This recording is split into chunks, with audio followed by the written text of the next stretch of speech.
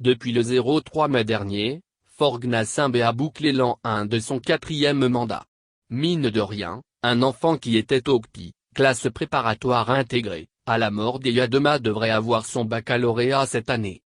Cet enfant tout comme d'autres milliers de plusieurs générations sont confrontés aux affres du long et nuisible règne d'Eyadema et fils. Au même moment, la caste, la minorité et sa descendance se la coulent douce. Et c'est cette caste qui brille depuis la semaine dernière dans l'organisation des messes, cultes et prières tout court pour marquer le premier anniversaire du nouveau mandat de Faure Gnassingbé. Comme s'ils ont honte de dire la première année du 4e mandat, les membres du pouvoir unir se sont illustrés dans l'organisation des panels au contenu flatteur.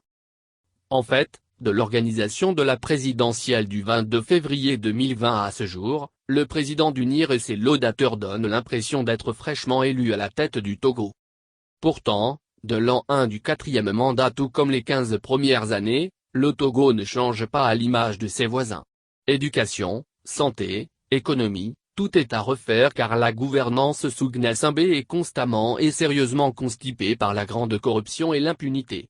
Tout comme les 15 premières années, l'an 1 du quadra-mandataire est un gâchis. Il n'y a rien à célébrer si ce n'est l'enrichissement illicite ou la promotion individuelle. La majorité des Togolais continue de broyer du noir.